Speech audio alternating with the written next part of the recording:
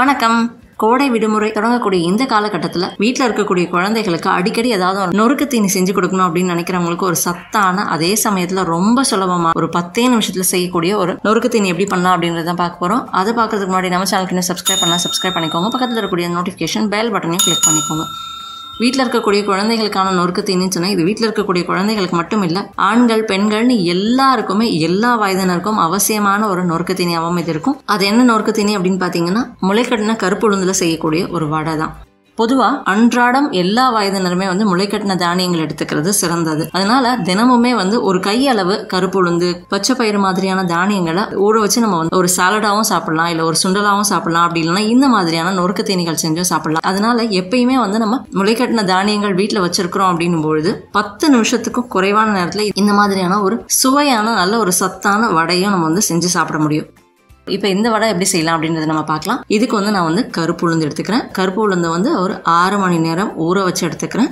பெண்களுக்கு வரக்கூடிய மூட்டு வலி, ஹார்மோன் சம்பந்தமான பிரச்சனைகளுக்கு ஒரு சிறந்த உணவு இந்த கருப்பு உளுந்து அப்படின்னு சொல்லலாம். வளரக்கூடிய குழந்தைகளுக்கும் ஒரு சிறந்த உணவாக இது இருக்கும். 6 மணி நேரம் ஊற வச்சதுக்கு அப்புறமா ஒரு 4லேருந்து 6 மணி நேரத்தில் பார்த்தோங்கன்னா இந்த மாதிரி நல்லா முளை வெட்டிருக்கும்.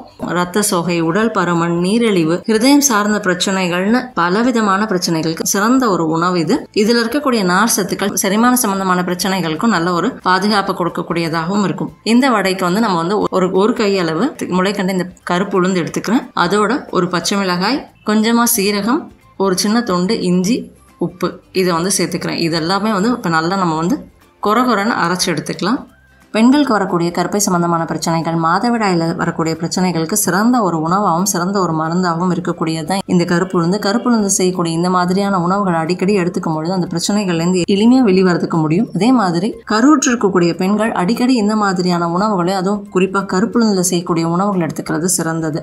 இந்த மாதிரி அரைச்சி எடுத்துக்கிட்டதுக்கு அப்புறமா சின்னதாக இந்த மாதிரி மசாலா வடை மாதிரி தட்டிட்டு அதை எண்ணெயில் பொரிச்சு எடுத்துக்க வேண்டியதான். வளரக்கூடிய பெண் குழந்தைகளுக்கு அடிக்கடி இந்த உணவுகளை செஞ்சு கொடுக்கறது உடல் ஆரோக்கியத்தை மேம்படுத்துறது மட்டும் இல்லாமல் எலும்புகள் பலப்படுறதுக்கும் உதவும்.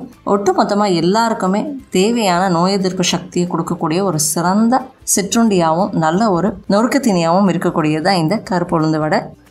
எண்ணெய் நல்லா காஞ்ச உடனே இது சின்னதாக தட்டி வச்சிருக்க வடையை அதில் போட்டு மிதமான தீயில வச்சு நம்ம 2 பக்கமும் நல்லா வேக விட்டு நல்ல பொன்னிறமாக மாறினதுக்கு அப்புறமா எடுத்தோம் அப்படின்னாலே நல்ல ஒரு சுவையான நல்ல ஒரு சத்தான வடை நமக்கு கிடைக்கும். அவ்வளவுதான். ரொம்பவே சுலபமான ஒரு சத்தான வடை இது. உங்களுக்கு தேவைப்பட்டுச்சு அப்படின்னா இதோட நீங்கள் கொத்தமல்லி, கருவேப்பிலை, வெங்காயம், சோம்புன்னு நம்ம சாதாரணமாக மசாலா வடைக்கு என்னென்னலாம் சேர்ப்போமோ அதெல்லாமும் சேர்த்து செஞ்சுக்கலாம். ரொம்ப சுலபமாக அப்படின்னும் போது இந்த 4 பொருட்களை மட்டும் சேர்த்தும் நம்ம ரொம்ப சுலபமாக செய்ய முடியும். அவ்வளோதான். நல்ல ஒரு சுவையான நல்ல ஒரு சத்தான முளைக்கட்டின கருப்பு உளுந்து வடை நமக்கு தயாராகிடுச்சு. பொதுவாகவே கருப்பு உளுந்து பார்த்தோம்னா எலும்பு சம்பந்தமான பிரச்சனைகள், எலும்புகளில் வரக்கூடிய தேய்மானத்துக்கு சிறந்த ஒரு உணவாகவும் மருந்தாகவும் இருக்கும். ரொம்ப சுலபமான நல்ல ஒரு சத்தான வடை தான் அது.